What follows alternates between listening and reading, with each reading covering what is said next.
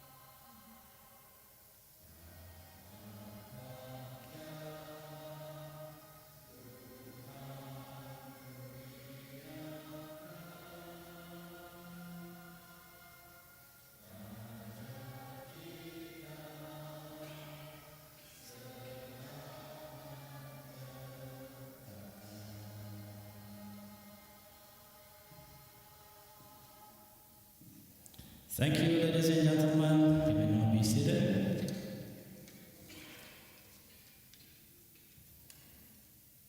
Our honored guest, Yang Berusaha Professor Teknologi Dr. Asma Awal, Director Research Nexus UiTM, Yang Berusaha Miss Christina Chase, Managing Director and Co-Founder of MIT Sports Lab, Massachusetts Institute of Technology, Yang Berusaha Associate Professor Insinyur Dr. Azli Raza, Dean, Faculty of Mechanical Engineering, Yang Berusaha Dr. Nurlela Ishaq, representing Yang Berusaha Professor Insinyur Dr. Mahfud Abidin, Dean, Faculty of Electrical Engineering, Yang Berusaha Associate Professor Insinyur Technologist Dr. Nur Hashimah Alias, representing Yang Berusaha Associate Professor Insinyur Dr. Azal Bari Alias, Dean of Chemical Engineering, Yang Berusaha Associate Professor Dr. Hosni Hassan, representing Yang Mulia Associate Professor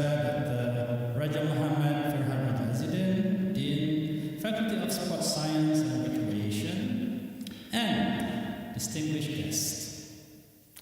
Assalamualaikum, selamat datang, and welcome to our program titled Engineering Entrepreneurship, Transforming Ideas into Impact, a theme that perfectly captures the spirit of innovation and practical application that define education. This morning's session represents more than just a lecture. It embodies the international collaboration and knowledge exchange that UiTM actively pursues to enhance our academic excellence. My name is Zainal. On behalf of UiTM, I would like to express our sincere gratitude to all of you for making the time to be here at this very significant occasion. Some of you might be wondering why I'm still here, hosting this event, even though I had retired from my beloved university last year in September, and should just be at a cafe enjoying a cup of coffee, or doing what retired people should be doing at the moment. Well, the organizer texted and invited me to host and said that Miss Chase from MIT will be speaking. I said to myself, Dean Miss Chase from MIT Sports Lab, Entrepreneurship in Residence, Techstar Mentor, and SXSW Advisory Board. Oh my gosh, how can I say no? Even if I have to make a run for it to my doctor's appointment after this. And thank you, UiTM, for still having me on your mind. Without further ado, I would like to invite Yang Berusaha Associate Professor Insinyur Dr. Azli Raza, Dean, Faculty of Mechanical Engineering, to give his welcome speech, ladies and gentlemen, Associate Professor Insinyur Dr. Azli Abdul Razak.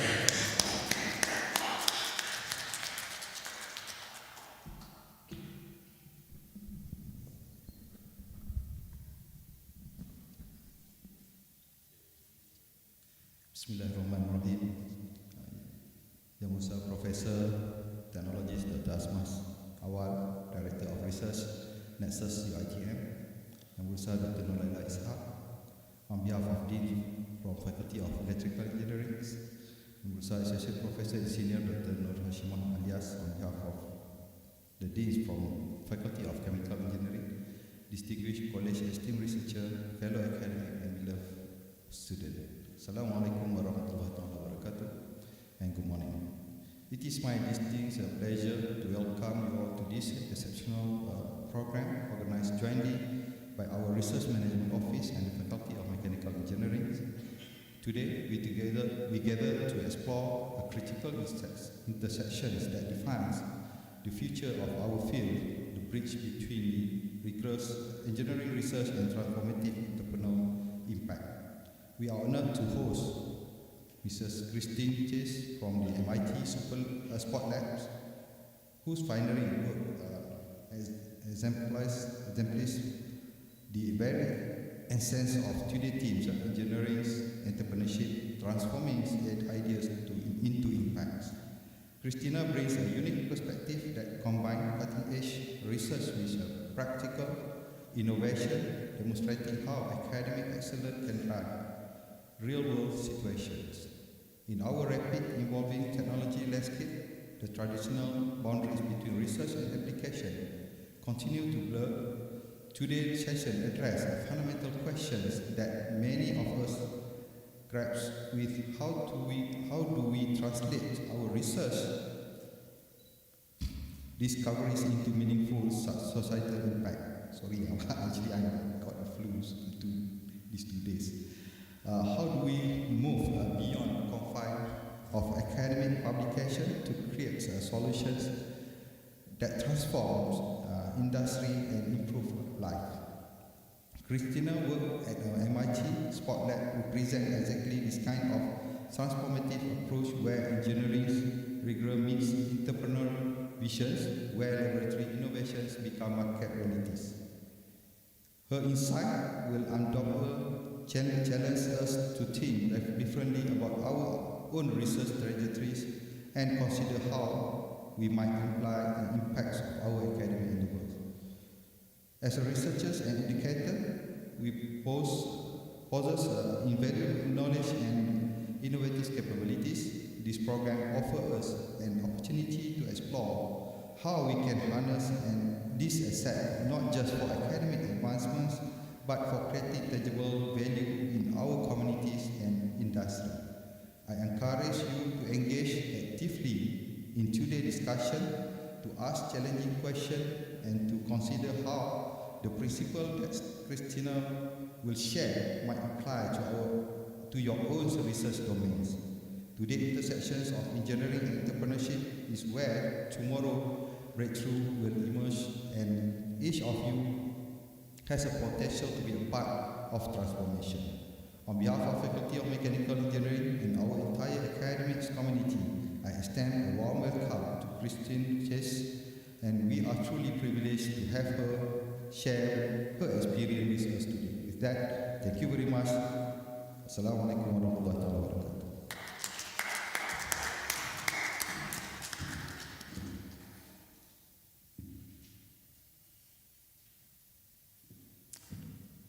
Thank you, Dr. Azli, for the welcome speech. I now have the great pleasure of inviting Yang Musa, Professor, Technologist, Dr. Asma Awal, Director, Research Nexus UITM, to deliver her opening address. Ladies and gentlemen, Yang Musa, Professor, Technologist, Dr. Asma Awal.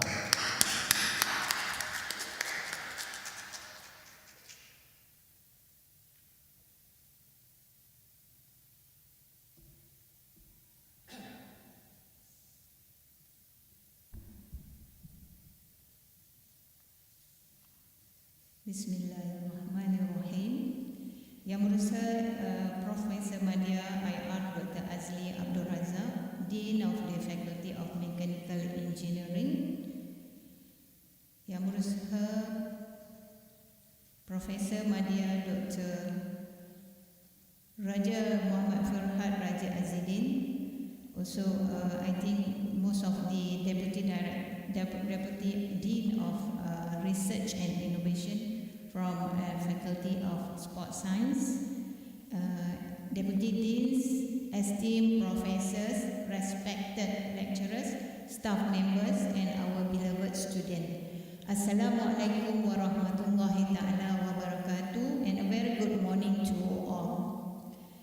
Alhamdulillah, it's my distinct honor and privilege to welcome you all to the momentous occasion here at University Technology Mara. Today we gather to witness something truly extraordinary. So this is something which is we really it's not easy to witness something which is we try to gather our minds, idea and innovation to enrich the very best of international academic collaboration. We are privileged to host Miss Christina Chase. Sorry if I pronounce it wrong. Thank you.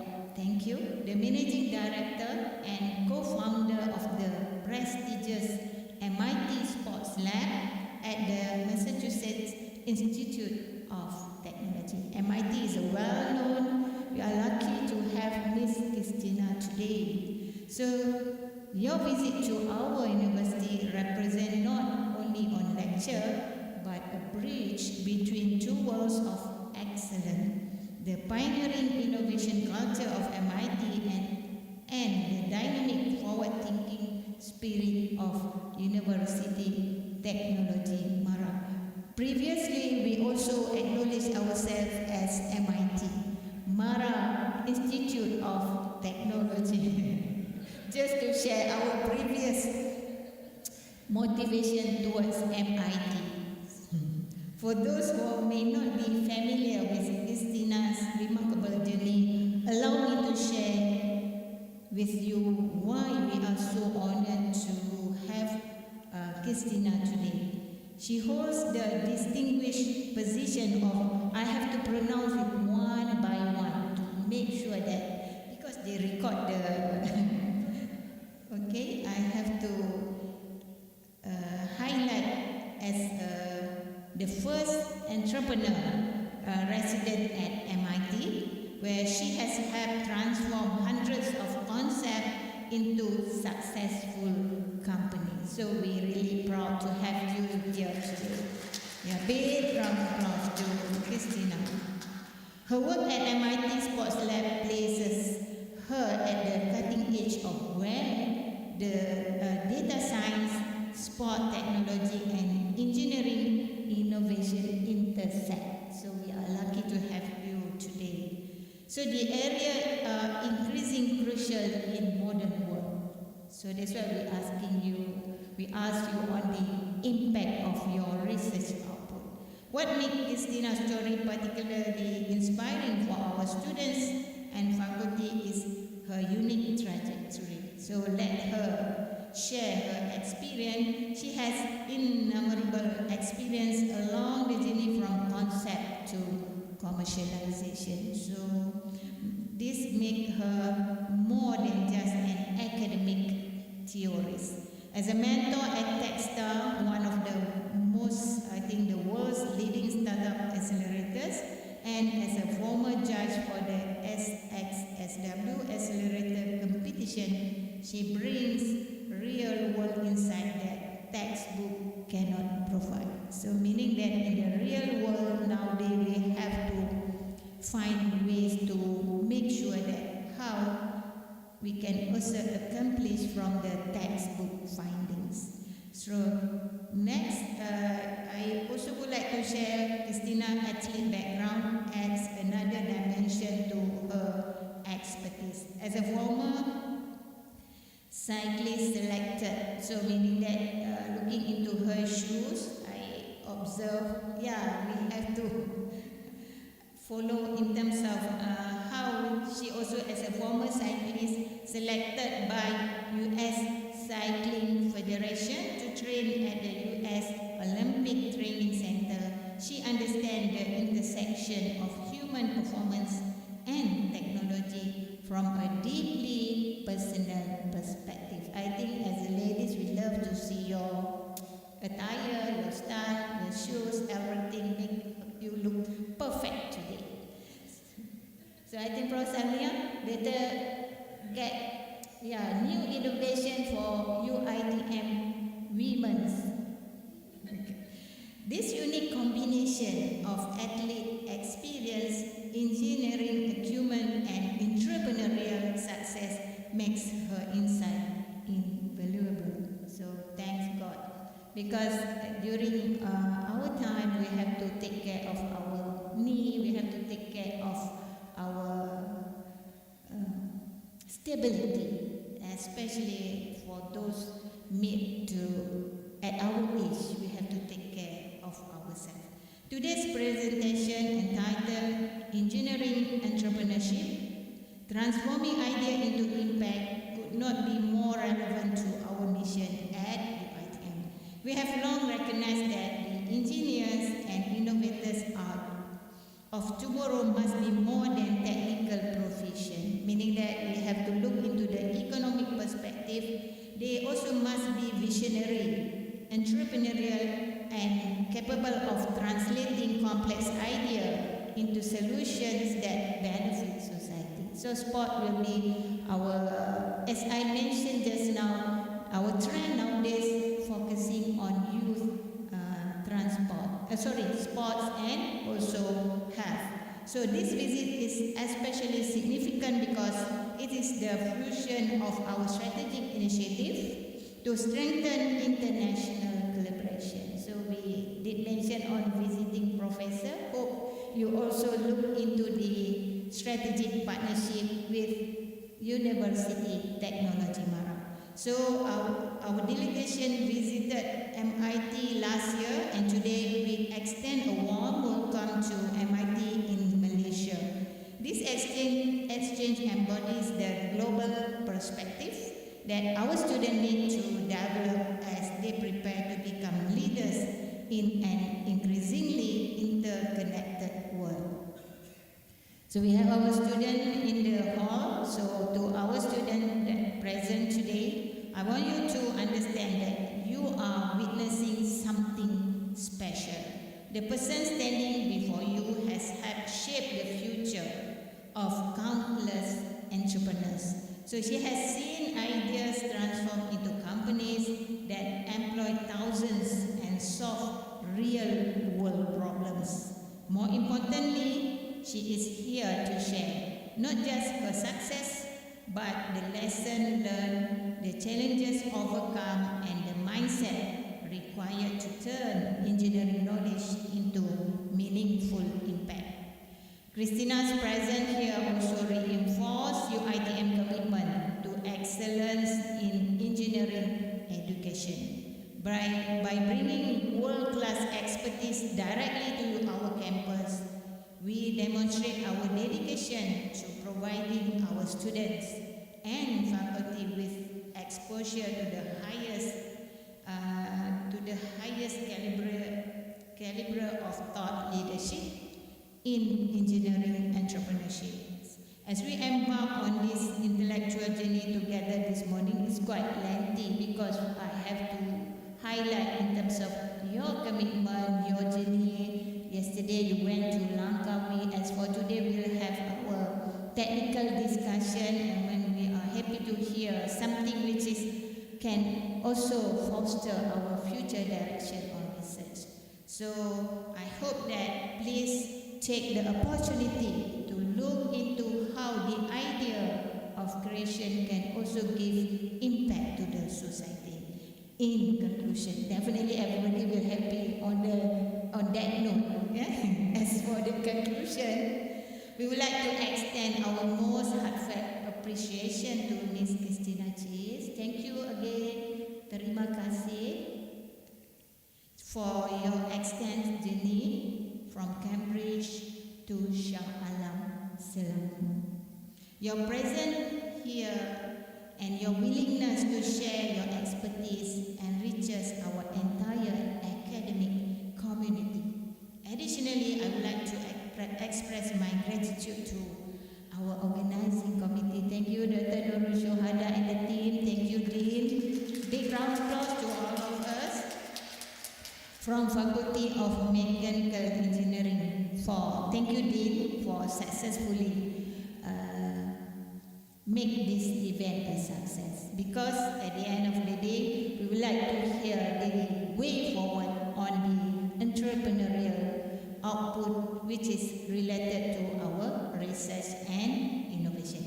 Ladies and gentlemen, please join me to extend a warm welcome to Miss Christina Chase. Terima kasih. Thank you.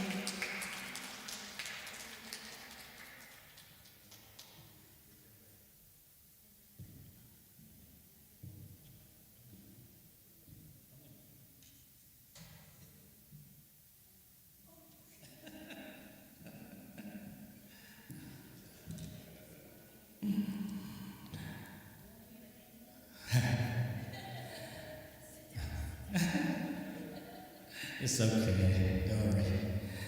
Thank you, Prof, for the very inspiring speech. Ladies and gentlemen, moment we have all been waiting for. Today, we have the extraordinary privilege of hosting a true pioneer in the field of engineering entrepreneurship. Allow me to introduce our distinguished keynote speaker. Ms. Christina Chase is the Managing Director and co-founder of the MIT Sports Lab. At the prestigious Massachusetts Institute of Technology, her lab works with professional teams, global brands, and elite sports organizations to tackle key questions at the intersection of data, sports, and engineering. Christina holds 2 appointments at MIT School of Engineering, where she teaches sports technology and innovation and entrepreneurship. Her academic contributions are matched only by her practical impact in the entrepreneurship ecosystem. What makes Christina's story particularly remarkable is her distinction as the first entrepreneur in residence at MIT, where she has helped hundreds of founders transform their concepts into successful companies. Her mentorship has guided countless entrepreneurs through a challenging journey from innovative idea to a market-ready solution. Beyond MIT, Christina serves as a mentor for Techstars, one of the world's leading startup accelerators, and has served as a judge for the SXSW Accelerator competition in Austin, Texas, where she was also a member of the advisory board. Christina's unique perspective is further enriched by her athletic background. As Prof. Azma mentioned, she was a former competitive cyclist, selected by the US Cycling Federation, trained at the Olympic Training Center, and this combination of athletic discipline, engineering acumen, and entrepreneur expertise gives her insights that few others can offer. Her diverse interests extend beyond the laboratory and boardroom. Christina has taught downhill skiing in Colorado, summited 6 of Colorado's challenging 14,000-foot peaks across different seasons. That's 4,200 meters for us in metric, or about half the height of Everest. And her latest sporting passion is kiteboarding. Not an easy sport. I have to look at the videos, it's not easy.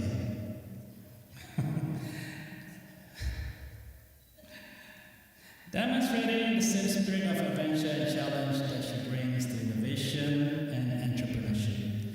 Today, Christina will share her insights on engineering entrepreneurship, transforming ideas into impact, a topic that speaks directly to the heart of what we aim to achieve in engineering education. The ability to translate technical knowledge into solutions that make a difference in the world. Ladies and gentlemen, please join me in giving a warm Malaysian welcome to Ms. Christina Chase. Christina, the floor is yours.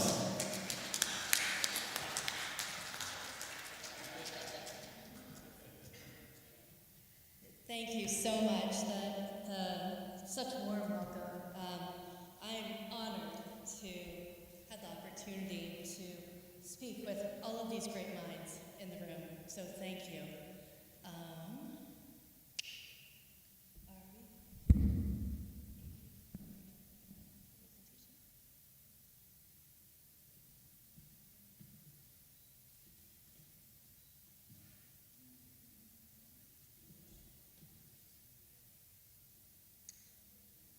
I'm not going to have slides. That's fine. Yeah. I was going to say I've got the adapters. I just need the.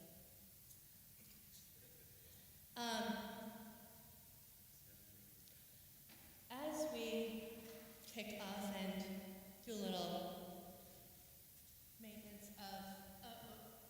I'm a walker. So I feel like I probably have to hold on to this to remind me not to walk off. But as we talk about entrepreneurship, as we talk about how do we translate invention and new knowledge into solving large problems, MIT, second MIT, has a very unique way of going about trying to give those opportunities. And so I would say everybody has a different way of tackling entrepreneurship and translation. We don't have the right way. There is no right way. But what I can do is share a little bit about what has helped us through that. And it has continued to develop over the years. So, as mentioned a couple of times, I'm the co-founder and managing director of the MIT Sports Lab and lecturer in mechanical engineering. That second appointment is electrical engineering and computer science. I created a class in the School of Engineering specifically for what we like to think of as our accidental entrepreneurs. They're interested, they're kind of wondering what the startup scene might be because everyone's talking about it. They're not sure about whether or not this is really the right thing. And I think the key is not that you start a company, it's knowing that things are possible. Possibility itself, I think, is a powerful thing. And when we think about entrepreneurship is really a mindset. It's a mindset of seeing gaps, seeing holes, and filling them as quickly as you can in a way that is achievable for both access and inclusivity, ideally. Second is, it might be innovation within a large company. That too is intrapreneurship, as we like to call it.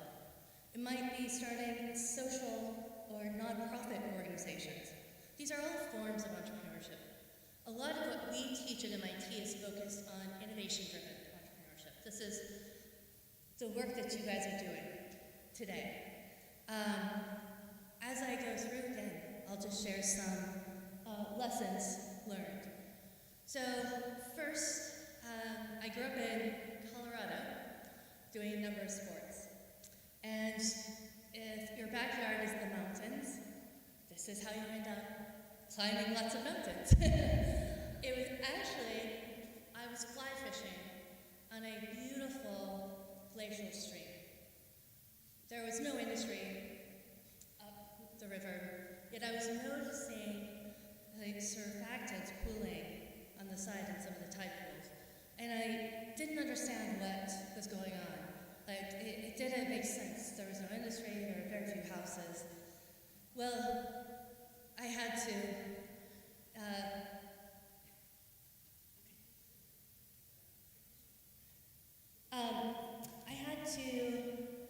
go satisfy my curiosity, figure out what was going on.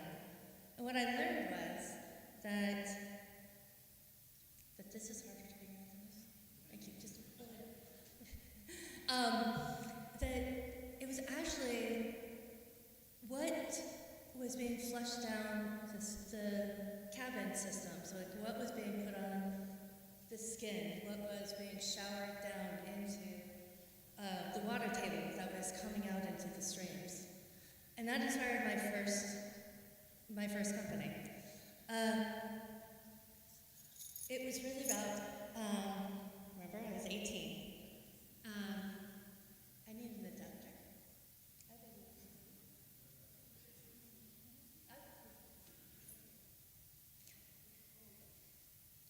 I was going to say, if a teacher who had that adapter, right? I have every adapter, I've got a clicker, I could just, just let me know, I got it all. But it was thinking about how do we actually take knowledge from many, many years ago in using organics to create makeup and soaps. At the time, there were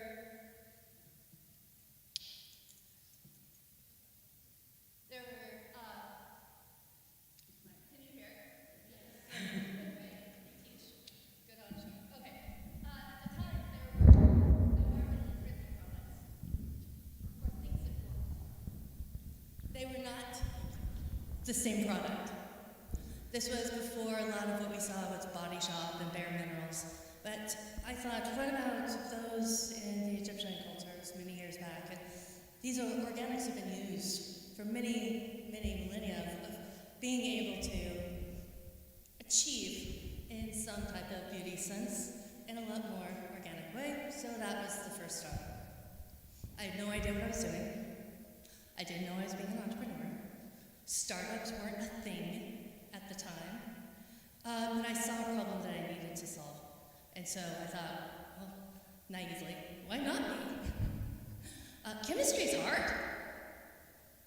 I had none of those people who really knew how to stabilize these things in heat and cooling and exposure on a shelf or in sun. So I tanked it in 9 months. That was all of my savings. I was a saver as a kid. Long and short, though, what it taught me was there are no limitations to finding a problem and solving it, and trying to solve it. Maybe you succeed, maybe you fail, but for me, it was kind of my starting of that journey. Now, again, this was not the typical pathway. Again, this is Colorado. I grew up in farm fields and cattle and corn. So I went back to school, because also I'm first generation college and I was on an academic scholarship, so you can imagine my parents' dismay when I came to them and said, I'm dropping out my first semester to start to start this thing, a company. My mom asked me if I was in a cult. I kid you not. Yet, they were very supportive, although I could not live at home. That was not allowed.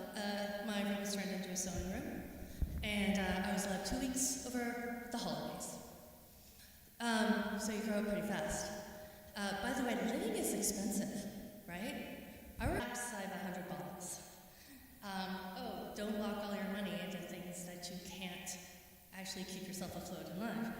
Well, going back to school, I now trying to figure out that next move, and I ended up applying to the White House, and was somehow passed into the Office of Science and Technology Policy in the Technology Division, which is where all of the space missions, encryption, partnerships for new generation vehicles, or like all the EV work, all the shuttle launches, etc., were taking place. So as part of that, I was lucky enough to be part of the first landing on Mars. So I have the first pictures of Mars because I was the intern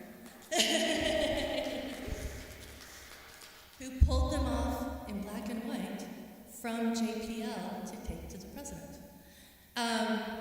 So that was an incredible experience, but what did I learn?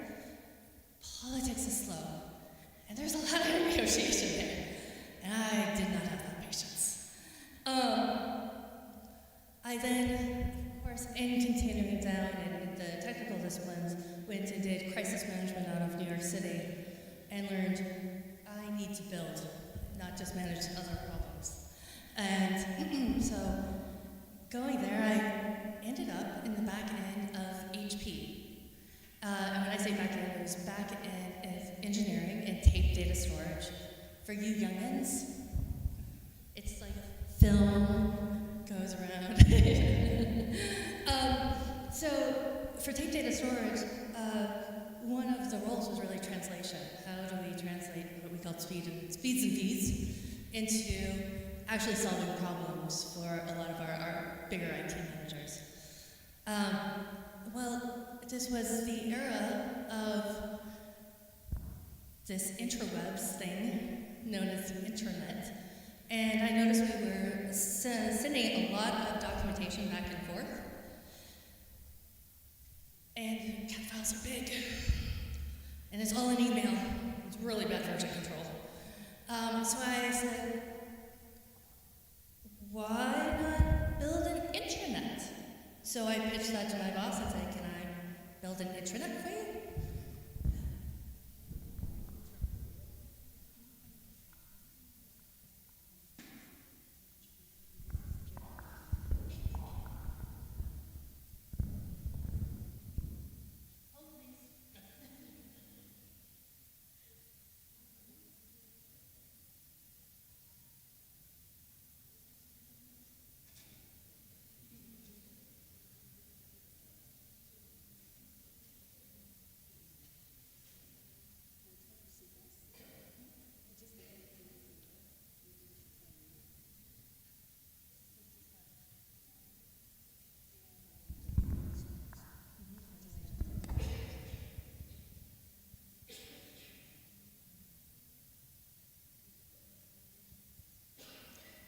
I have a spinning wheel of death going right now. So, hopefully, I mean, if you guys want size, it's honestly, like, it's locked now.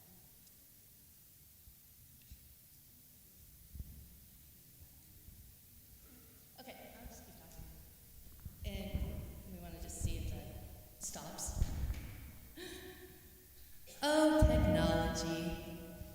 Yeah, I'm from MIT.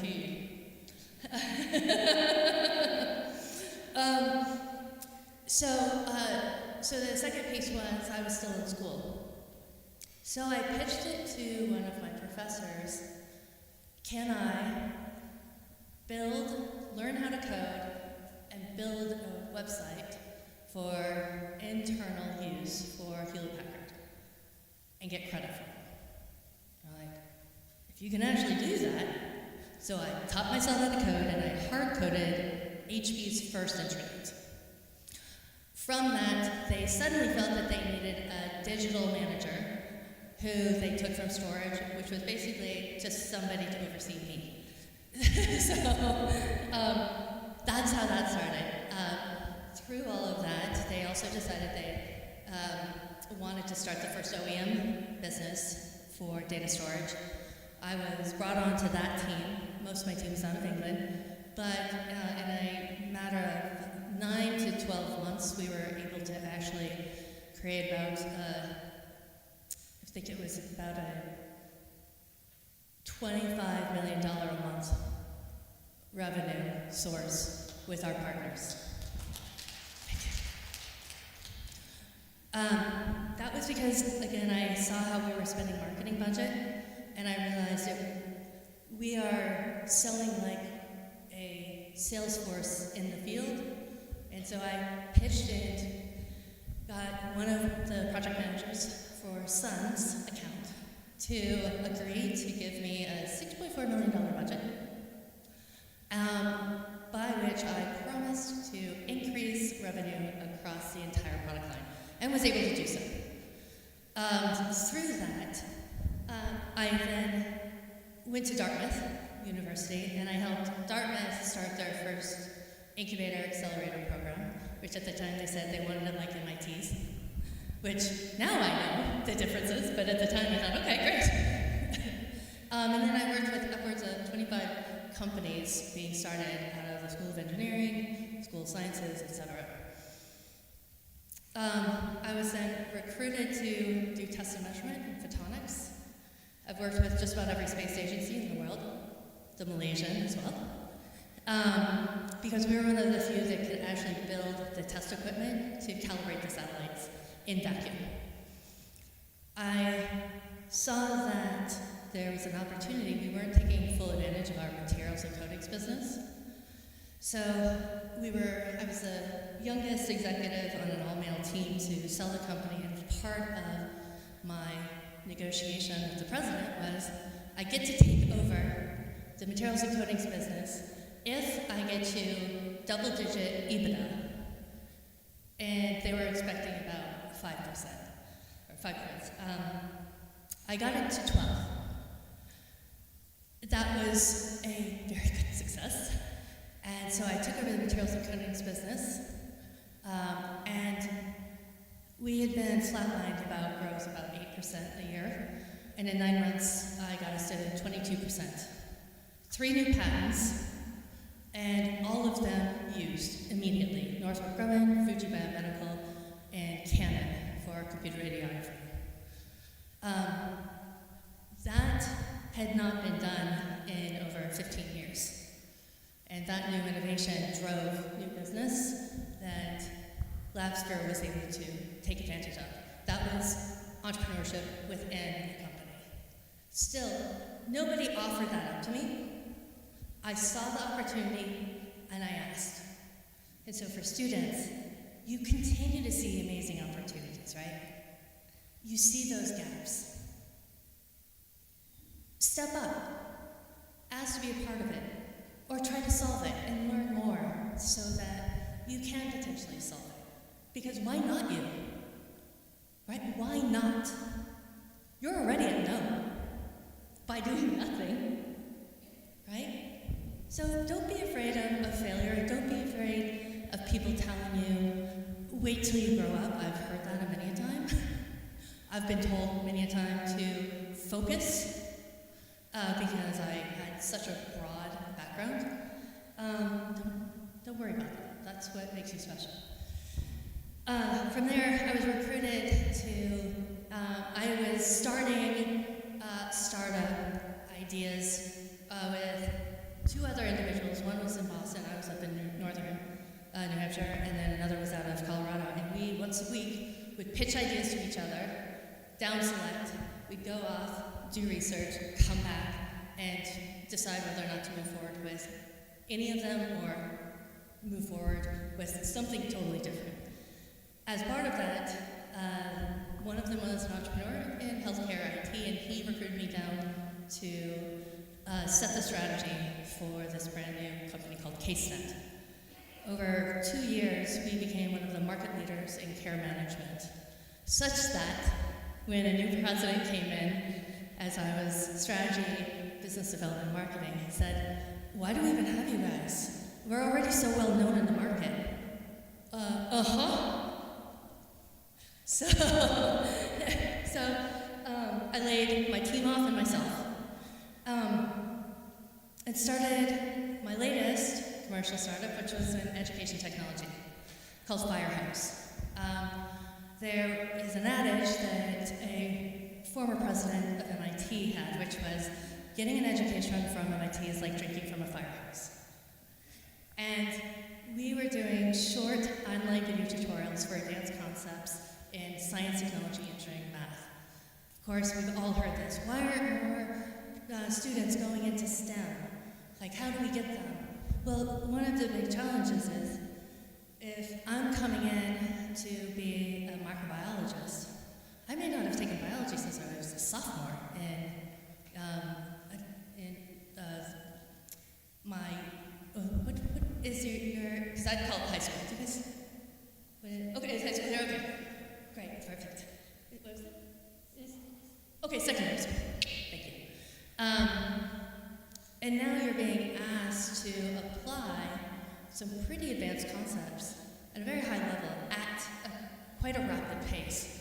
So you had a lot of potential scientists, potential engineers having a real challenge getting through those courses because it just had been time before they had last seen that. And if any of us, as many of we have, like mitosis in, intro to biology versus pre-med versus microbiology, and those applications are different, right?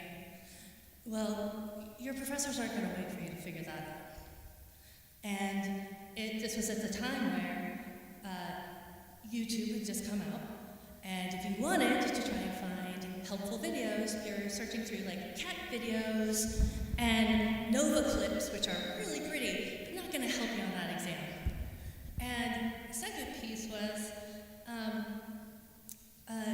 Khan Academy had just started, which, if you're not familiar with it, Sal Khan was putting out short tutorials for his nieces and nephews around math and geometry. Math is geometry. But any number of other topics. Long and short, I'd had this idea when I was in college. Because when I was racing, our finals were always right before regionals. And the secondary would be right after. So I'm going in, trying to study on the road where there's no internet, and none of my classmates know any of the engineering concepts or advanced math concepts that I'm trying to unravel, decode, understand, apply.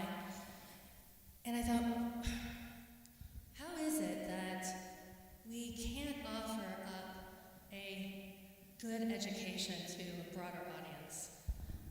And yet, at the time, video was too big, storage really wasn't at its peak, and you know, the internet just couldn't give you the type of streaming you needed. Long and short, speed up.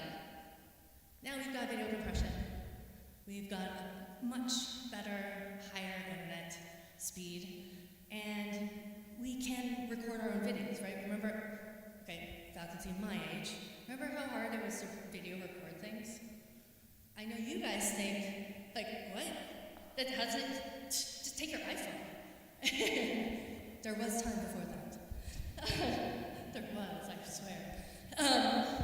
But it really came from how do you provide graduate students, the top graduate students, are well, many times tutors, right? They're getting a little extra income on the side, but the challenge was that the brick and mortar tutoring companies were taking 80% of their of the cut, and if they're in the tutoring center on site, one of their challenges was just enough hours, many times.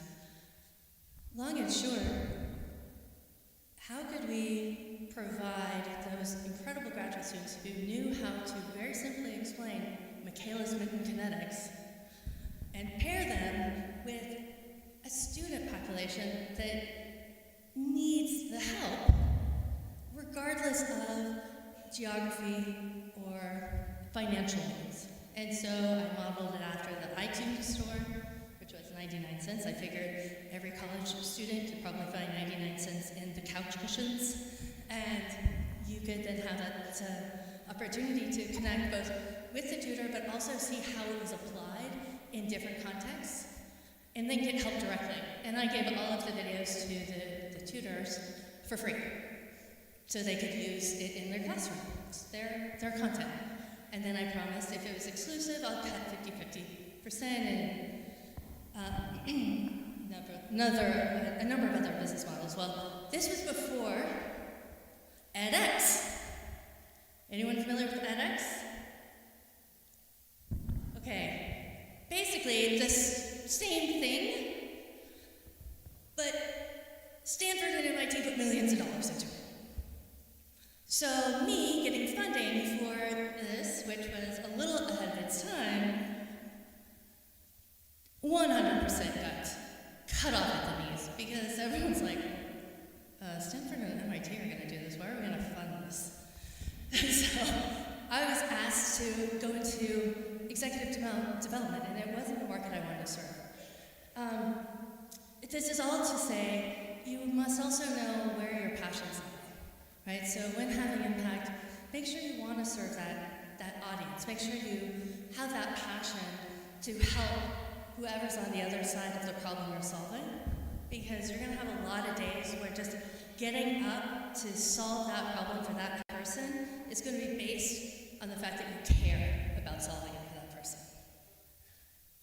We've all had those classes that you're like, oh, do I have to do this problem set? Do I have to go to class? Versus those where you're like, ooh, can't wait, class tonight. And I'm going to go do extra research because I just am interested. As part of this, I think as a startup, you really have to think about that. Because again, startups aren't glamorous. It sounds sexy. I'm going to let this go. Thank you.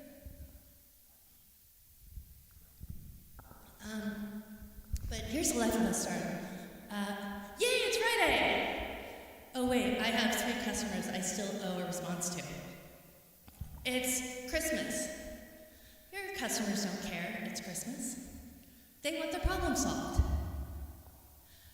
Paul Graham, at Y Combinator, well-known entrepreneur and investor, said, doing a startup is like chewing broken glass. You start to like the taste of your own blood. Now, a little gruesome, admittedly. I call it a virus because I have flare-ups, and then dies up, and then flares up. And as we've gone through this, I was asked to help a number of the aspiring entrepreneurs at MIT. So I started advising. And one of the project managers in the Entrepreneurship Center I had helped many years ago. And he reached out to see if I would be willing to come in and meet with an executive director and potentially maybe work there. Well, I didn't want a jobby job, which to me is where you go in and you punch your time. Right? And so as I went in, he said, try it for a month. What had happened was all of the startups I had helped, that word got back to him. And he then was recruiting me to come in and do it in a more full-time capacity. And that is where the Entrepreneur in Residence title came from. So together, we defined what that meant. It was based off of what venture capitalists were doing. It was usually a successful exit of a venture capitalist investment. And then they would sit in the offices. They would help with due diligence while they were working on their own thing. And so that's what we modeled this after.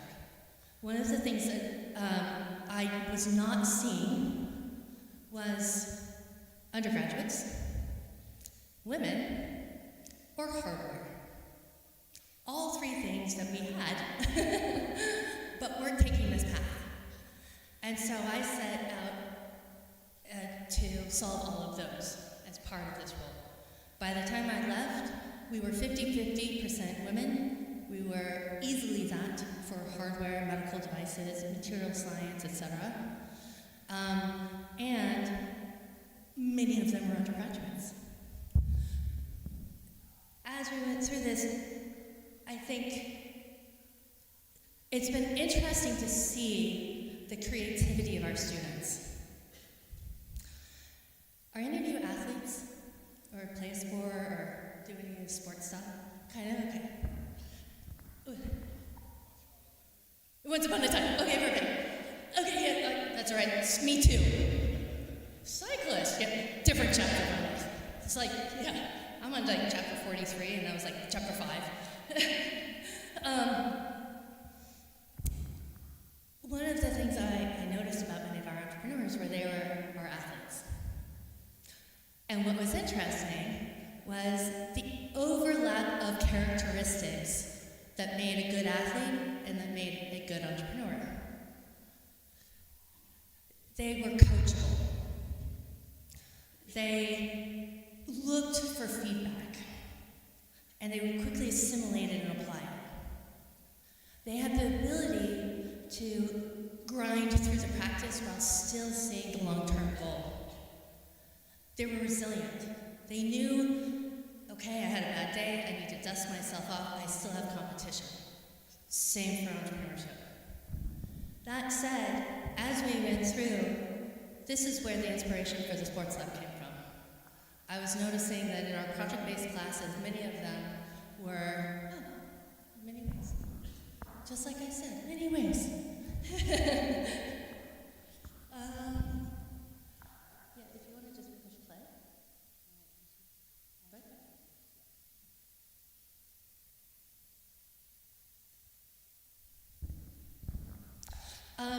Many of our best athletes were our best entrepreneurs. And when they had the ability to select projects, they were selecting sports, health, wellness types of projects.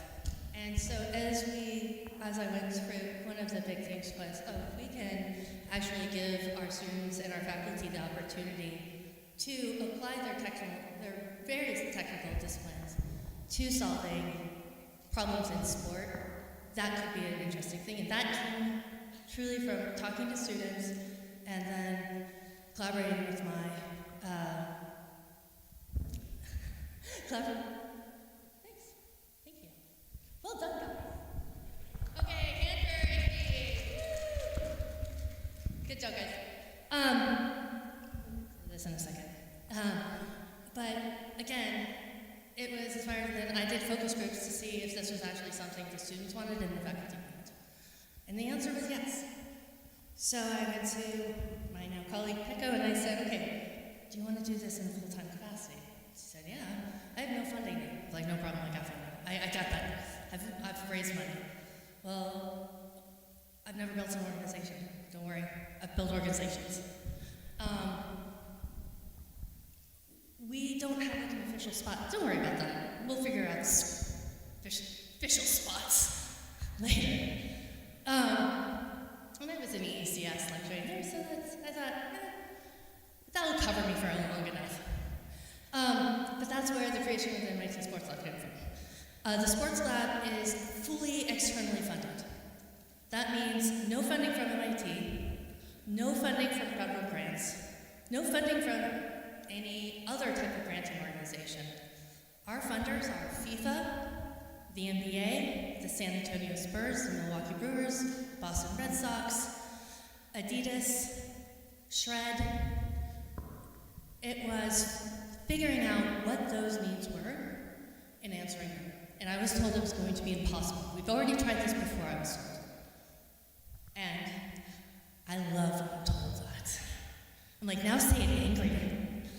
Tell me it's impossible angrily. I love being told it's impossible. Students love that. Embrace that.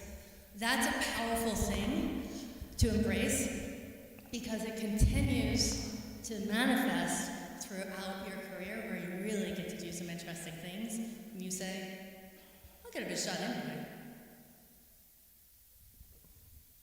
So, we use the term innovation quite a bit, right?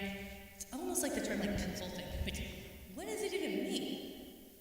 So, when we think of innovation, let's just look at what the Old English dictionary, to change a thing.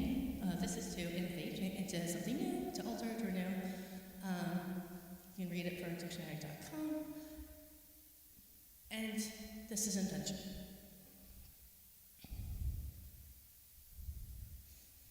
Really, innovation comes at that intersection of invention and commercialization. We have lots of inventions. If you would like to see all of our patents, you can go to tlo.mit.edu and you can search for all of the patents. If you want to search patents in the United States, you will see bazillions of things that are not on the market because nobody cared that they were solving a problem that didn't seem to exist. And so really understanding what is the problem you're trying to solve and taking that time to really crystallize around it and understanding also then who is it for. So another question many times is, well, innovation thing take? I'd like it in 2 years. From idea, I'm gonna fund you, and I would like innovation. Okay, let's look at a little history. Anyone have zippers? First patent, 1851, okay. You updated that patent. And first used in boots. And clothing. Oh, it only took, 12 years, right? Or 74 years. Okay. Velcro. I had a good friend who worked for Velcro. They like to call it hook and loop. It's not Velcro, that's the brand. So, hook and loop it is. Inspired by a hybrid dog. First patent. First application in shoe. 13 years, or a short 20. Oh, OLEDs. This is cool. How long does innovation take?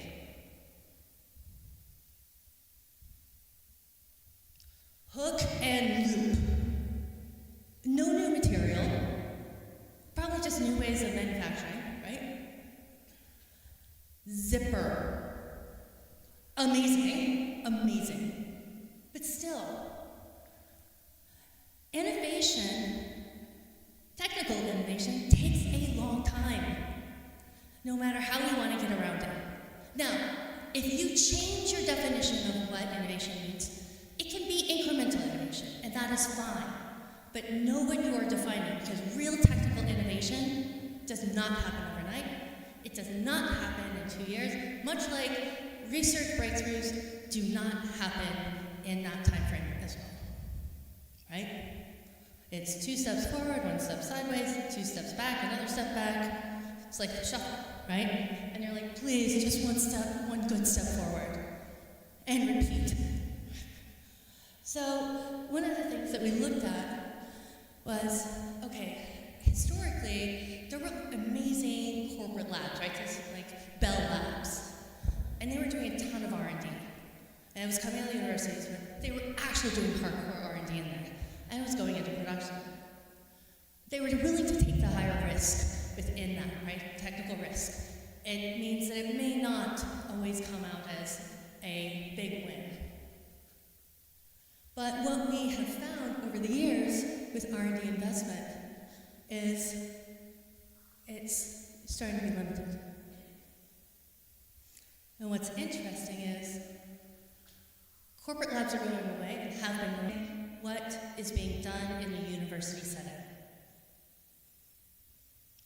So, how do we do this at MIT? And I'm just going to give you some learnings.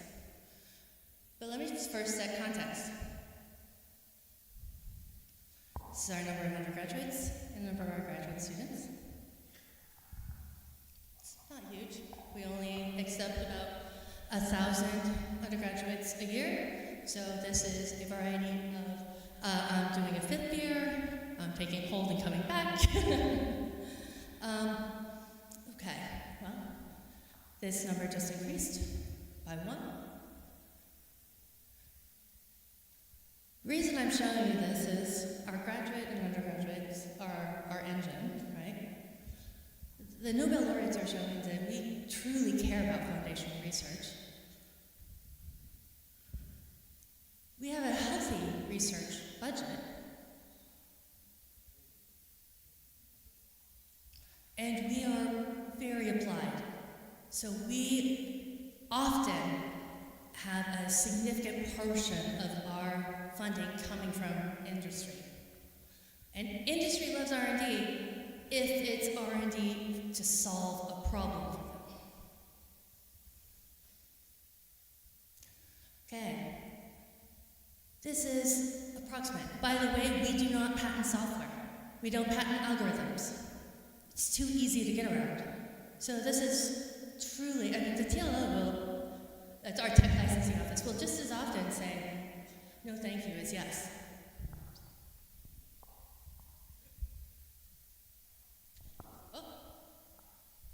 Don't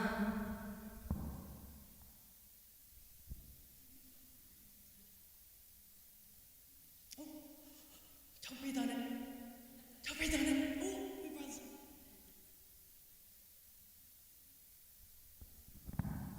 Okay. Right, perfect. Slowly step away. Okay.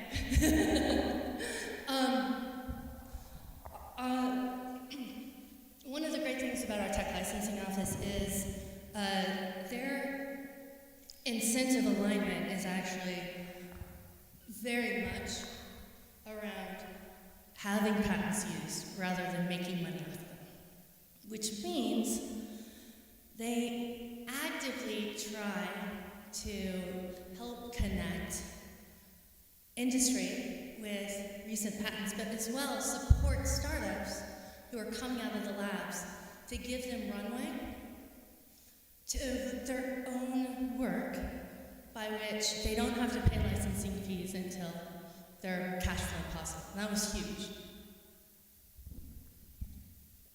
Okay, 6,000. We publish papers.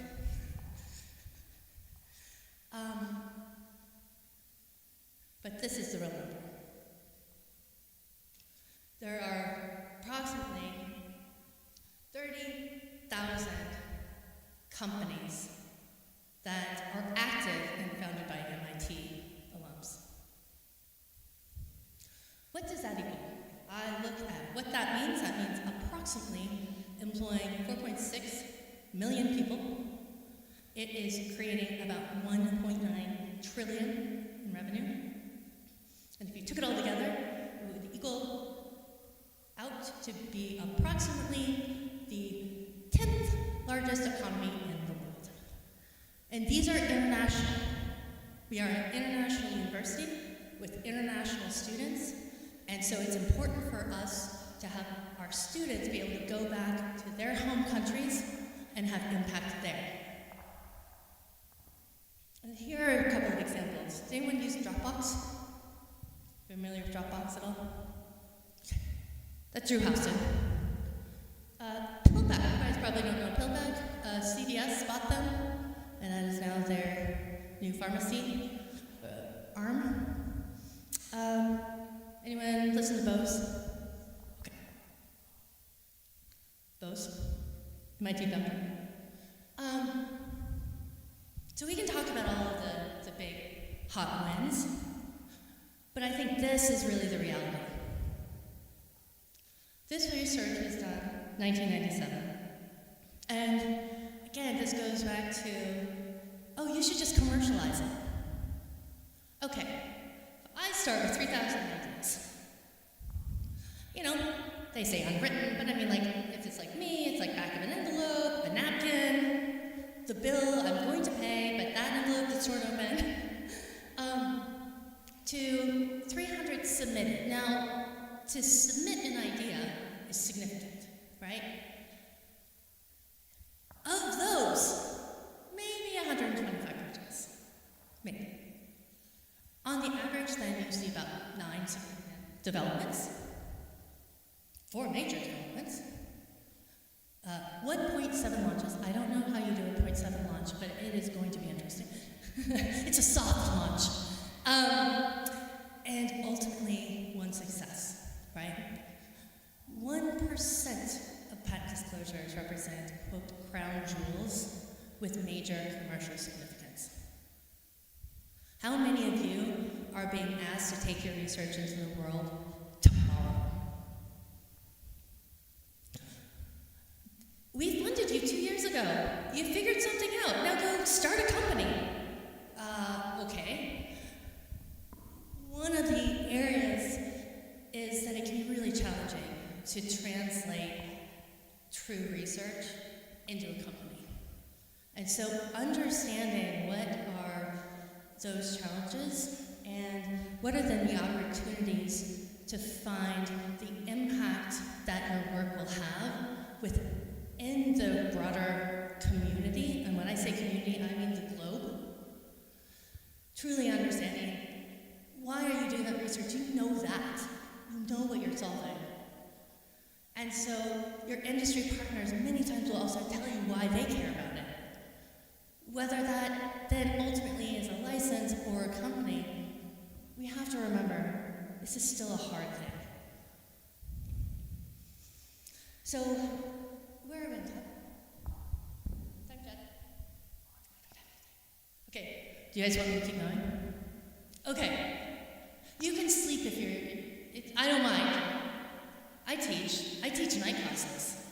I get it. One of the things is Mense Manas.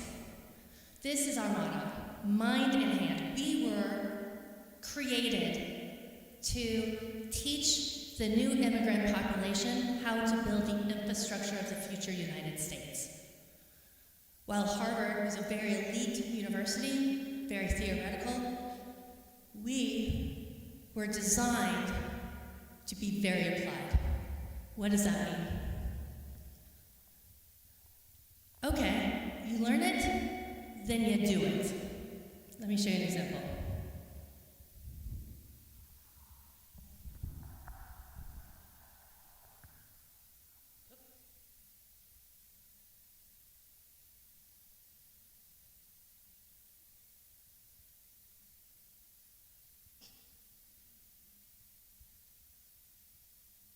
See if you can do it this way.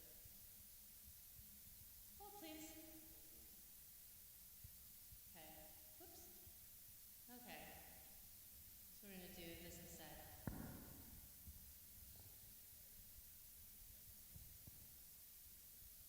Nope.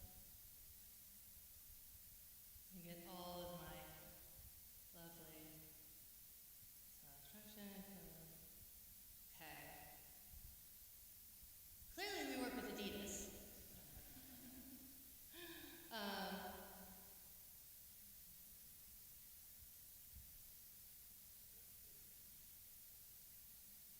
Past Adidas, there we go.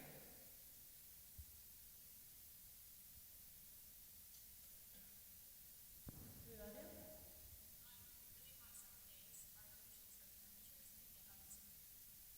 Not as helpful if you can't hear it, huh?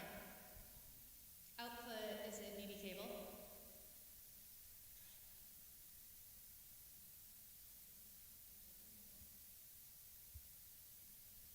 Other one? My other option? PT? What? Well, it's only going through my computer.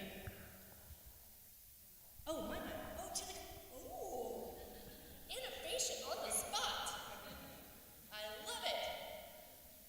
100%, that is what we are doing. Yes, I love it. And I would love to advise your company.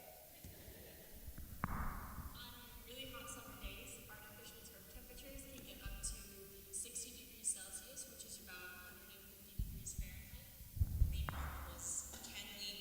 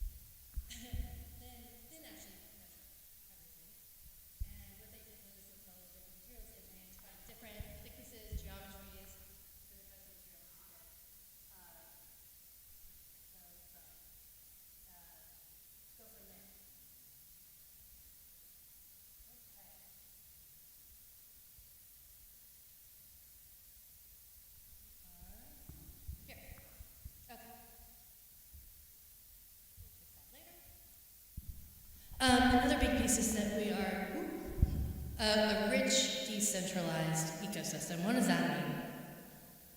We have no limitations on the types of centers we start or students starting clubs, and all of these are in that invention, innovation overlap.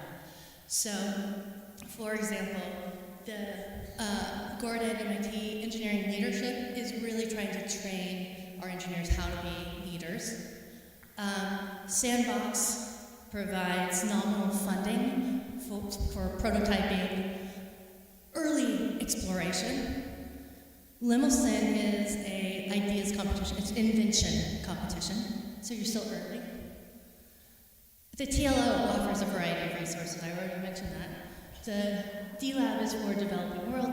Legatum is developing world as well. So D-Lab is a class where they pair with different companies from developing world to identify a problem and actually build a functioning prototype and then go over to install or implement. These are just a little bit of an example in Edgerton's makerspace.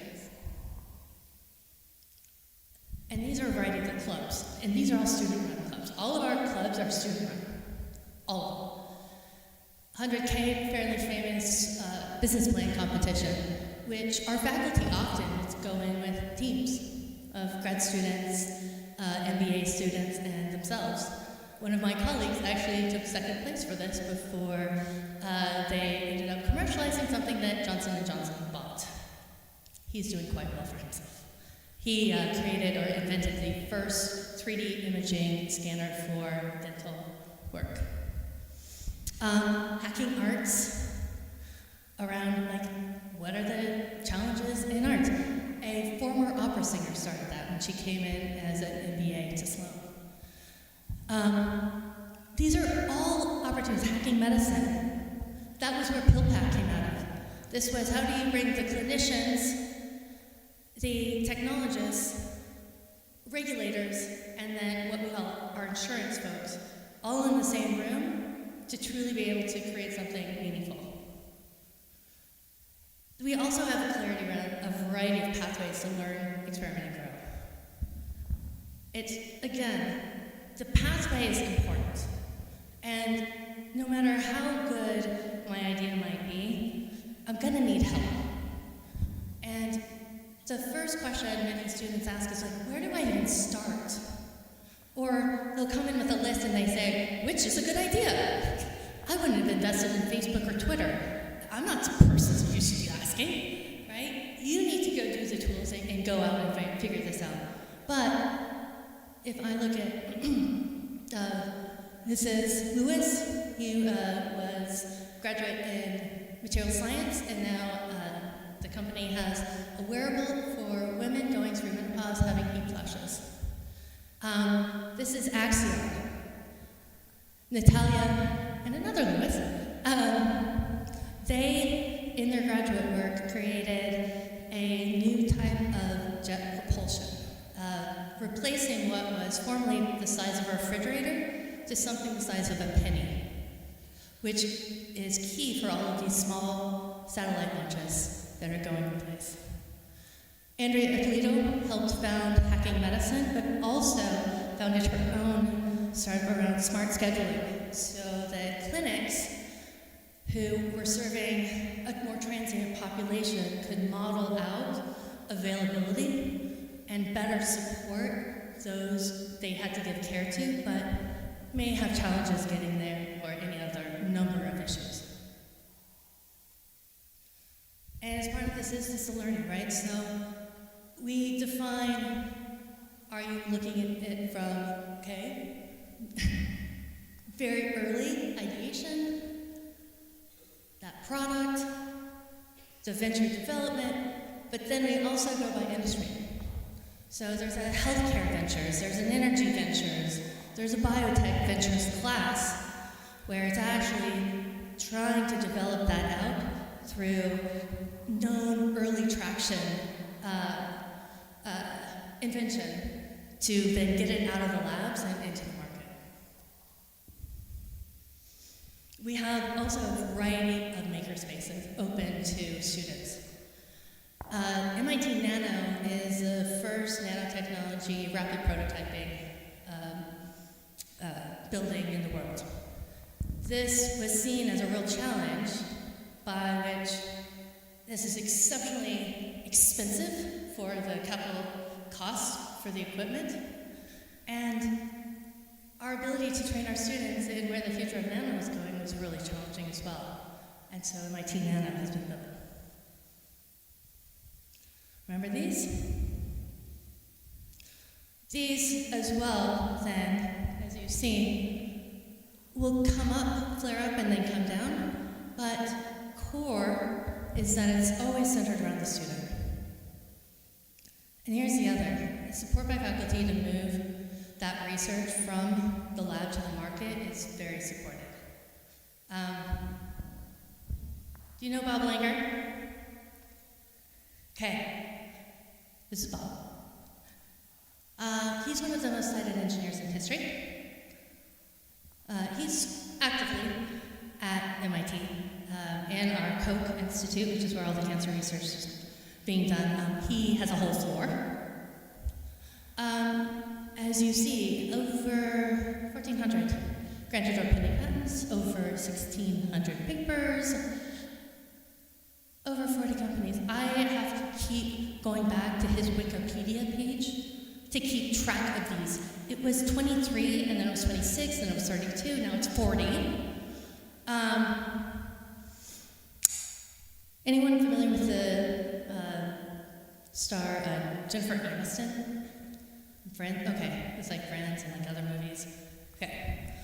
She's the spokesperson for one of his companies because he heard that people kept using product to decrease frizz or help with curls, and none of it was working, so he developed it. And she's their spokesperson because he could. He will also shame you in how fast and humble he will reply to an email. He is the nicest person. The nicest guy. And this is how he thinks about his work. My biggest priorities are my students. It's the MIT stuff that lays the foundation for all of these companies. He's been quoted as spending upwards of 80% of his week just advising students. If you go to him and have an idea and you can give him enough, it doesn't have to be a lot, but evidence that it's worth exploring, he will automatically give you $10,000 to go explore it. But he also expects a high standard. But I think this is really important because I've worked around the world, and one of the big challenges is whether or not the faculty or the PIs are willing to let their grad students do anything more than their graduate work. But at MIT, it's actually highly encouraged because Bob's not going to stop doing research. But if he didn't do this, it would never get out of the lab. And all my colleagues are like this. And then it's finally the broader engagement outside of our walls. We need the entrepreneurs, but we also need the brain capital from the universities. We need to understand government and those regulations. If that's a sticking stone, right? Med devices, medicine, cancer treatments, you need to pull them in so that they're part of this. The corporates and then risk capital so that you can have a funding model. But around that, one of the biggest things MIT saw was that those things like really, really advanced cancer treatments or biotech or those things that could be breakthrough were getting stuck. They had the team, they wanted to go out, but there was no mechanism for risk capital or this like venture capital to want to fund high technical risk companies doing something which is called patient capital. If you want to see the future, go look at who the engine is funded. They were established by MIT, and now it's much larger, to invest in breakthrough ideas, yet needed 10 years or 15 years to truly be viable. Venture capital is a 5 to 7 year cycle. They expect you to have a liquidity event in that time frame, and you are raising every 18 months. These are tough tech founders. You want to see that future? Go check them out. So I guess to wrap it all up, I would say, yes, it is hard, but man, there's nothing like having a positive impact. You guys all have the brain and the capacity to do this, so there's no one stopping you. So I end with saying, find a problem, solve it, take action. Thank you.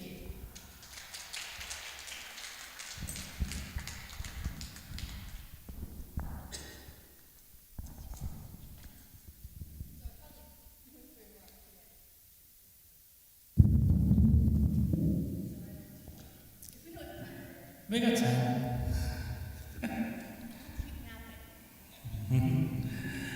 All right. Thank you, Christina, for that enlightening, inspiring presentation. Your insights into the journey from engineering concepts to entrepreneurial success have provided our community with valuable perspectives that will undoubtedly influence how we approach innovation and commercializations. Now, if you can have a seat with me.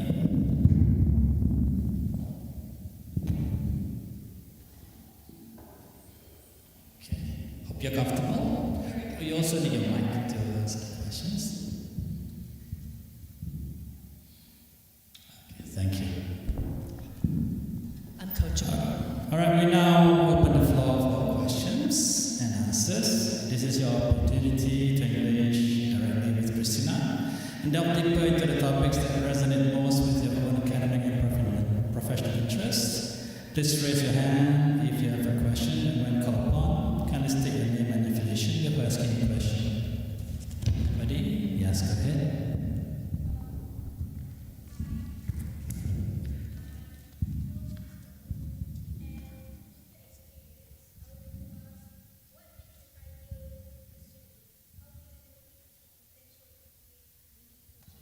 That is a great question, and I love that you are 12 and you have the guts to be the first to raise your hand. Well done, keep that up.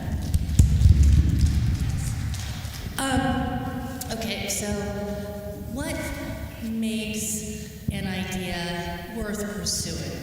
Is that really okay. First, it has to be something that you cannot get out of your mind. That you wake up thinking about, you fall asleep thinking about.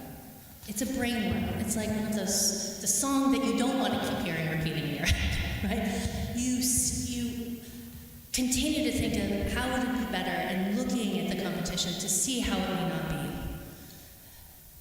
And then because I have so many ideas, I put in place a process by which if I wasn't still excited by the end of 6 weeks doing nights and weekends research, conversations, primary market research so there's a primary solutions research, you do that later, that gets mixed in, right? This is now can I figure out if this is a real problem? And there might be 10 industries. I need to narrow down to one, start there. But that's how I think you need to figure out whether or not it's a good idea. Because first, if you can't still be excited by the end of 6 weeks doing it part-time, you are not going to want to do it in a year or in 5 years, right? Second, you have to like who you're serving, right? You have to like your customer base. Because again, if I'm waking up to solve problems for people I don't like, it's going to be a bit of a slog. But also, always take the time to do your research. talk to anybody you can. Like, I don't care, your mom, ask your mom, so this type of thing is. Your network isn't just the people you know, it's the people they know. And then they know, right? So your teachers, your parents, your friends, all of them. Then ask who they know who you should talk to. And Google it. You think I joke? The number of MIT students who come to me with a new dating app? Google it. Google it many, many, many different ways. But then take action. Don't just sit in a cycle of analysis, and then try to do something. Thank you. Great question. So your students also creating dating apps now? There are 18. Right, here's the other one. How long is the fraternity line for that party? Can I have it something give me a notification which party is hot?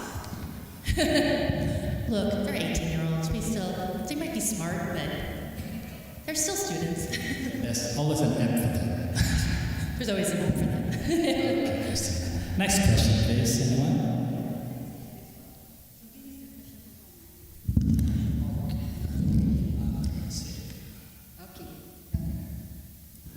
Okay. Question online. How do you choose people or criteria for a person to build a company? Do you choose skilled people or professional both? Great question. Online community. I think you're there. Gotta wave to them. Great question. Now you can see me. Oh, it's up there. Okay. Thank you. This is the biggest reason startups fail. Team. Number one reason. Great technology or great market. Team is the number one reason. Okay. First, do not bound with your friend unless you don't want them as a friend anymore. That's my 2 cents. You walk in with assumptions about who that friend is, and so sometimes the conversation or the communication that you would have if you didn't know that person as well it's not had. The other piece is it's not unusual. You're going to go through tense times. So it can be really hard with a friendship because it hurts your feelings. Because you're a friend, right? Versus a colleague. Like, if your colleague gets angry at you, you're like, oh man, okay, let's try to sort this out. Your friend gets angry at you, you're like, oh my gosh, I'm so sorry, right?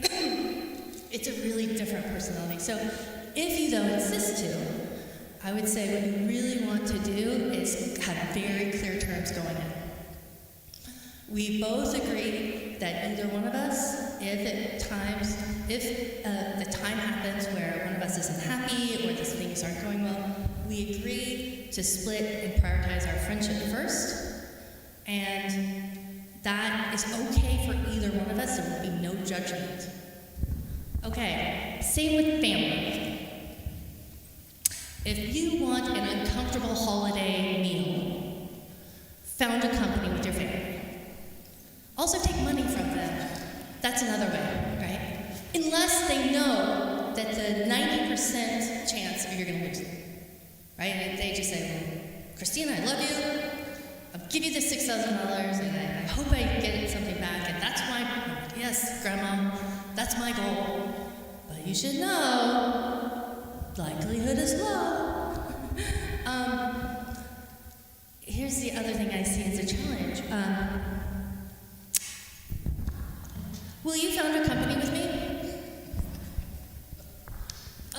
Yeah, sure. Have I figured out whether or not we're a good match? Have I figured out our working styles? Have I figured out whether or not we actually have the skill sets needed for this particular industry? So this is the other thing. So the question of skill. Understand your industry. If I'm doing med devices, make sure you have someone who understands regulations. If you are doing an app, make sure you have someone who has really good design sense. If you can't convince somebody to help you for for a little bit of time, they're not going to stick this out. But it's also important to understand, what are you bringing to the table? So I have a couple of frameworks that I give our teams, but the long and short is, we can do anything. You know, I can go in the dark and code like Steve Wozniak, co-founder of Apple, because Steve Jobs, he was the technical person, right? But I like being out more. I also prefer building more. I am also not an optimizer of processes. Very, very, very important if you have regulation. So just understand what are the skill sets, because also, what am I going to bring? Like, what's my sweet spot? What do I naturally attract to? You're going to have to do it all anyway. But make sure you start building that team and then have practice projects. So something defined for a 4-week period of time. This is why classes are great. Any of my students, students, period. This is where you can find some really great potential team members, because you get to work on something you like together for a short period of time and see if it works. Don't pop the question on the first date. That is a founder. That founder that you start going to see, if you are lucky and it's successful, you will see them more than your parents, your significant other, your dog, your bed. That is the person you are going to eat, sleep, and have some really highs and some really lows. So go in knowing and test it out early. So you're saying go solo in the beginning. Oh, going solo is hard. Is that what you said? Yeah, so... Yeah, because why have a partner, you have conflicting ideas, isn't it? Well, I am better partnered with Pecco than I am on my own. Pecco is better partnered with me than her on her own. Having somebody who brings in a skill set but also challenges you, or if you're having a bad day, one of you gets to have the bad day. The other one gets to be the, like, you got this, we're in this together, it's just tomorrow that, like, a sleep will help, or here's a coffee, because you're gonna need somebody to have expertise outside of it. So there's Shashan, who founded by himself, and I would say he's probably the only startup that I've seen that level of success as a solo founder. Therefore, you're so lucky to have a partner in Prof. Pico there. 100%. Yes. And she's lucky too. Definitely. Okay. Let's move on to the next question. Any questions? Yes, sir.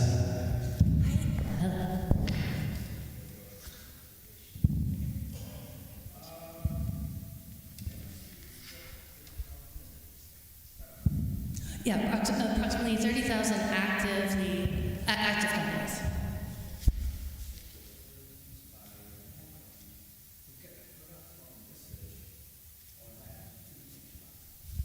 So the question is, what is the process that we use to commercialize research coming out of the labs?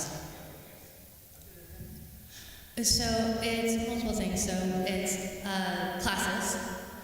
So it's, okay, how do I work with human dynamics and, founding teams? What are the fundamentals of the pathway I should follow to do my market research and validation and all of those subways? It's maker spaces. So if you want hardware startups, being able to access place to prototype is really important. Sandbox was a pretty big one because it's nominal funding, but core, again, if you're building anything, to be able to afford 3D printing filament or lumber. I mean, our students are exceptionally resourceful, but if you're looking for a certain material or chemical reagent, it's hard to just take it out of your food allowance. It's clubs, it's competitions, it's the surrounding ecosystem, it's support and mentorship. There are multiple mentorship opportunities for different centers that align with whatever the particular industry or country. So it's everything. There's no one right way. There's no one right way. So the way we look at it is, how do you help a student understand what are all of the resources, or faculty, what are all of the resources available? Also help guide them to say, okay, at this point in time, these are the ones that are going to help you the most right here, and then the next stage are going to be these. And allowing for that, the failure and iteration cycle. But that support system is really big. It can involve industry. Depends on the lab. 100%, right? And that happens often. Great question. Okay, thank you. Any questions? Yes, go ahead.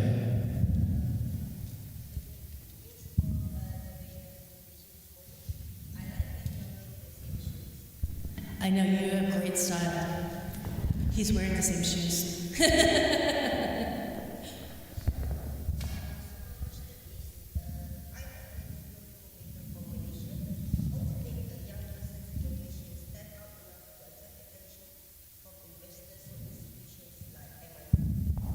Ooh, great question. Okay, 13-year-old innovator, wondering what would make a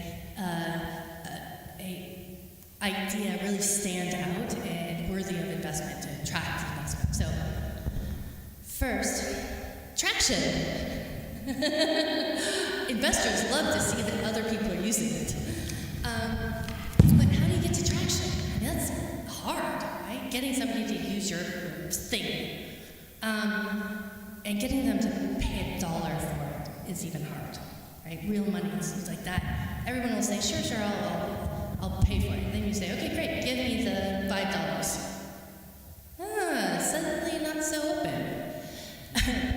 So having a lot of conversations to understand whatever your idea is, who else is doing that? Like, who else is solving it, right? You want to know your competition. You want to know, why are they not doing it as good as they could? And are there opportunities for you to actually fill that gap? Second is, how painful is it? I say, look, it's like a painkiller versus a vitamin. Vitamins, we know they're good for us. I should take them all the time. I don't. But I'm not going to die from it, am I? I don't think. If I have a splitting headache, I'm not going to question whether or not I'm going to try and find something to ease that pain. Ideally, you find that, because it takes a lot of education on vitamins. Not very much education when you're solving something painful. People love to tell you and complain about what they don't like about something. Have those conversations. Just let them vent. Write it down. How do they talk about it? What are they using today to solve it? Is it take a lot of time? Is it cumbersome? Is it expensive? And then think about what you could do instead, right? I go to every website, I download every app, I like anything I can do, because I also want to know what my feedback is, and then I try to find others using those to then enhance and try to figure out whether or not, because ultimately, if you can't define that to your investor, they're going to go to someone else who can. So know the pain, know exactly who your customer is, and know why they want it solved and how much they're willing to do to have it solved. So that means you must find the problem that somebody needs to be solving. But Steve Jobs went that way. He's telling you, you need this. So how does that differ? Okay, yeah, I know. Here's the thing. First, we've only got a couple of things, right? Not everybody's Steve Jobs. Or Bill Gates, right? So all my students tell me this. And I'm like, good luck. I'm here to support you, but here's the other thing. He was exceptionally observant. Exceptionally observant. And he was actively going out into the corporate labs, looking at what inventions being done, listening to people, and then taking it a step to define what the 1,000 songs in your pocket looks like. MP3 players were on the market already. They told you all about how great the technology was. It wasn't until he said, imagine 1,000 songs in your pocket, that really started to change how the MP3 player was perceived. And so we don't always talk about that level of observance and his kind of broader interest in seeing what all is going on and where are the trends, but it was there. Isn't what you did with LabSphere, tripling the revenues? That's exactly. So I had seen this, and I was like, why are we not doing something? And really, it came down to it was a cash cow. It was just pulling cash in, and the person who was overseeing it was a calorimetry guy who didn't really want to manage the business much, but he could. He was awesome, but he was a really awesome scientist. And I was watching I was listening to what Kodak was having challenges with computer radiography because it was when all the medical records had to go digital. And one of the big challenges with scanning was the red light. And I was like, we could dope this such that we are absorbing that red light, and so we cleaned up all of the imagery. Fuji Biomedical, it was, I thought, okay, we should be able to excite certain molecules to take in at one spectrum and then it should come back out at another spectrum. And so, Northrop Grumman was doing the latest in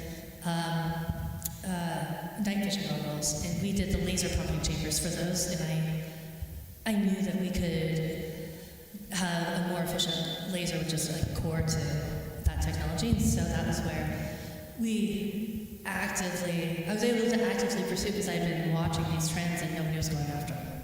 So basically, they're saying that you must always look what outside there in the world and see what they need. 100%. All right. Any other questions? Go ahead and ask questions if you have any. Is that a question? Yes, go ahead.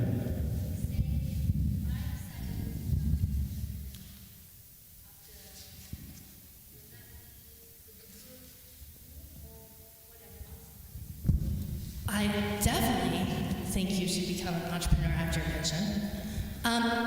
Actually, studies showed that those, I think it's in the early 40s, are some of the best entrepreneurs. We always talk about these coming out of colleges, but it's actually those of us who have had a little bit more experience and see gaps that, and also have the experience and know how the networks to be able to pull these teams together and tackle the challenges. Your obstacles, well, do you have an idea? If you don't, that's okay. Because, go ahead. Oh, beauty line. Brilliant, okay. You have a beauty, okay. And then you think, okay, what kind of beauty? And why are the current lights not doing the trick? And it might be like, well, for aging skin, or it's sensitive, or whatnot. Okay, try them all. Talk to people trying stuff, and find out why they feel like they're wasting their money, okay? I would also then talk to those who are in the industry and understand what are the hurdles to doing something like that. But what are the trends they're seeing that may not be their sweet spot? For example, their company, like L'Oreal's, might say, we're not going after that because we've got these other competing lines, or that's not a market we're going after. But they know other gaps in the market, so that can be another way also to kind of refine and figure out what that is. And I would look at some of the startups and say, okay, what was that process by which they did it? You don't have to be a reality TV star to do that. Kylie Jenner, Caitlyn Jenner, I'm not good at this stuff. But long and short, why not you? You're smart. You're brilliant. Why not? And then, if you find you don't like it, then don't. Yeah, do it. Do it. Give it a try. Just go. Yay. Yes, you should totally. It'd be a wonderful entrepreneur. You were 18 when you started your first company in the beauty line, isn't it? Yes, exactly. So, what happened in the end? I didn't know what I was doing. I didn't have a real rich chemistry background or organic chemistry background. It's harder than I thought it would be. And I actually OEM'd for the first bit, and I couldn't make the numbers work. I thought the coding is worse than the beauty line. Apparently it's your forte now. Okay, that's good. Yes, question.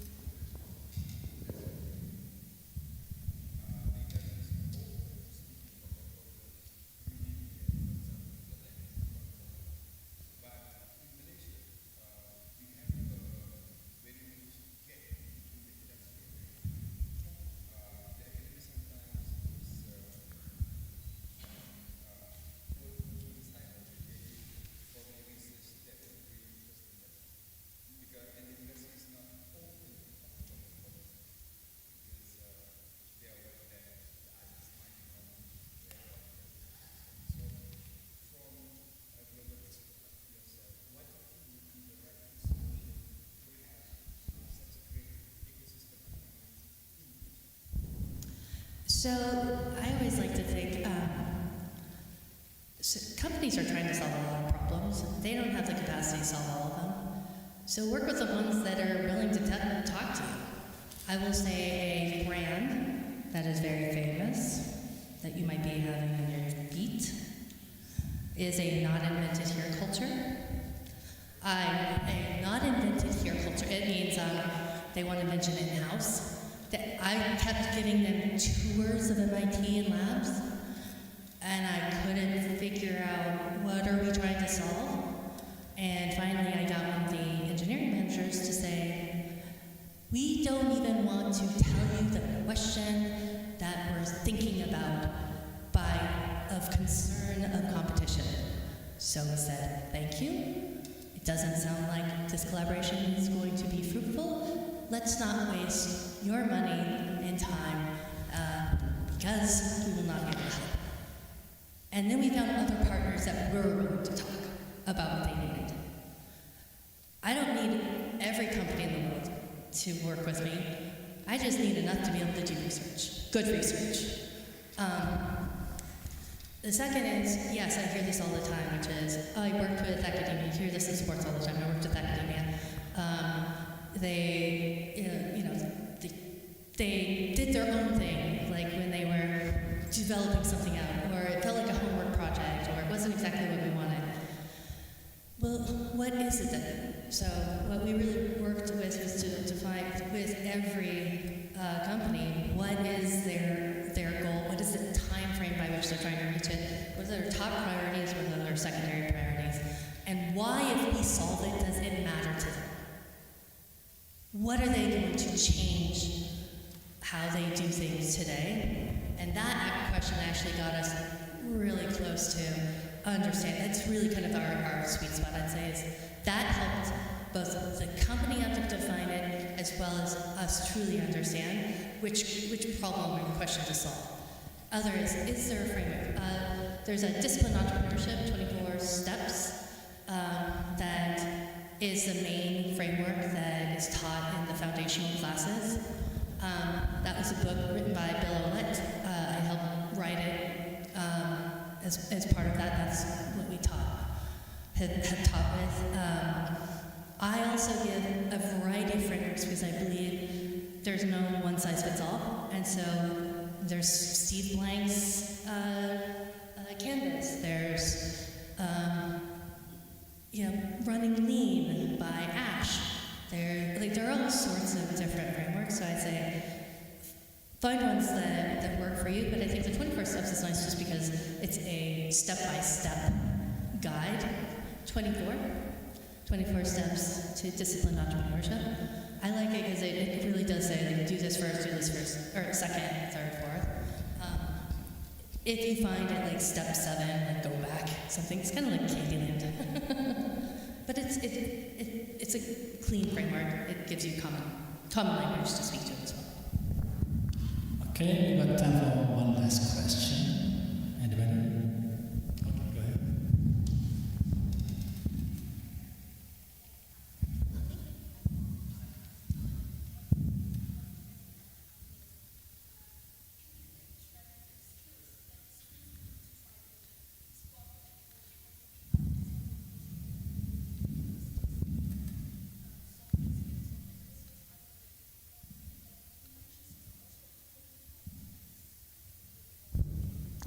Great question. So if you want to go into the sports industry, I think the biggest things that we've been leaning into is no matter how good your insight is or the analysis is, if you cannot communicate it to a basketball GM or a coach or the athlete or whoever that might be, it doesn't matter.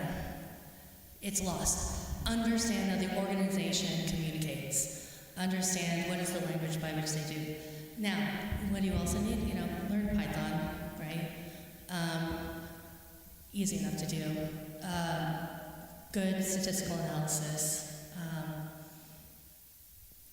Mess around with machine learning. We always use the Savitsky-Goulet filter. So if you're dealing with sports data, it's usually our favorite.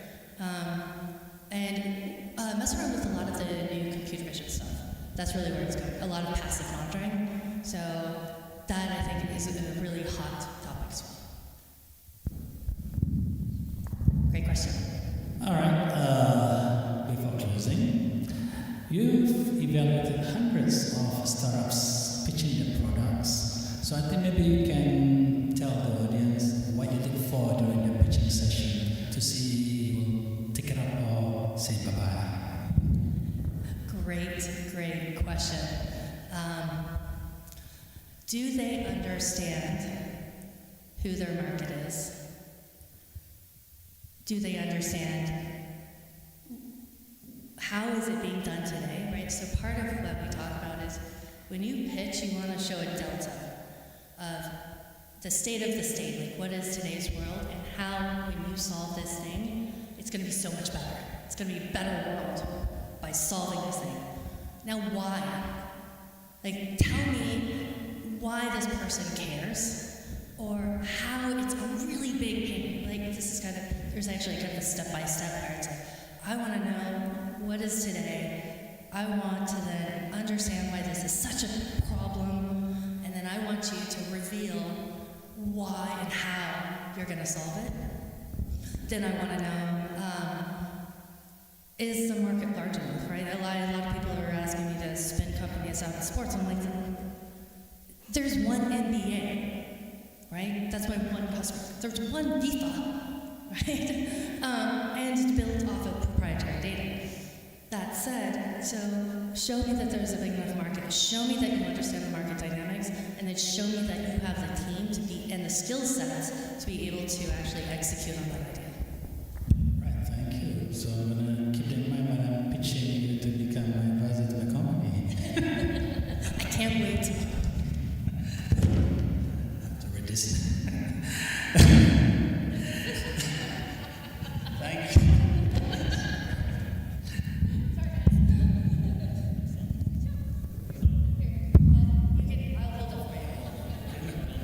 Hello? No, it's off. What happened? Is it true? Time's up. Done. It's like the Academy Awards, like music rises, and then the toast goes into the floor. Use your left.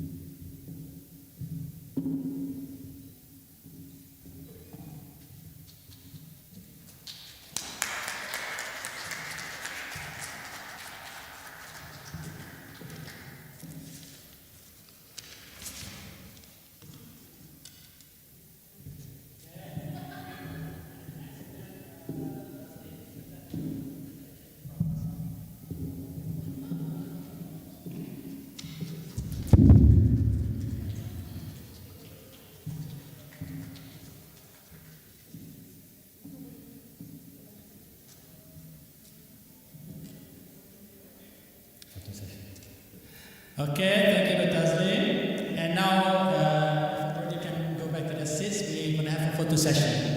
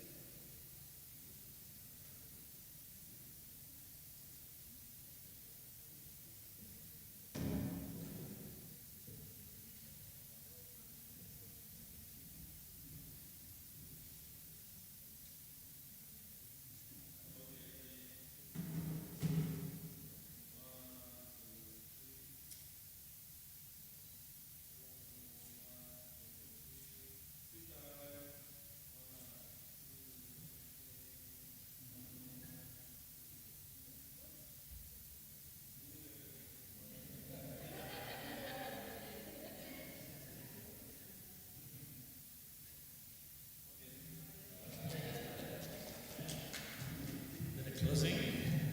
After the closing. All right, we have a closing.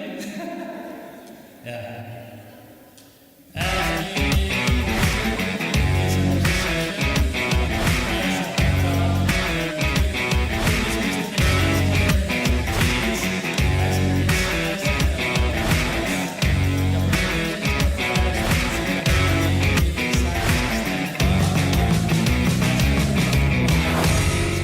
innovations and entrepreneurial ventures. To our distinguished guests, faculty members, students, thank you for your active participation and thoughtful questions that have made this session truly interactive and meaningful. So we look forward to continuing these valuable exchanges and hope that today's insights will spark new ideas, collaborations, and innovation within our engineering community. Ladies and gentlemen, this concludes our program. It was an immense pleasure to have been your host and moderator for the day. Have a great day. Thank you very much for coming. And please scan the QR code in front for turning our slot. Assalamualaikum and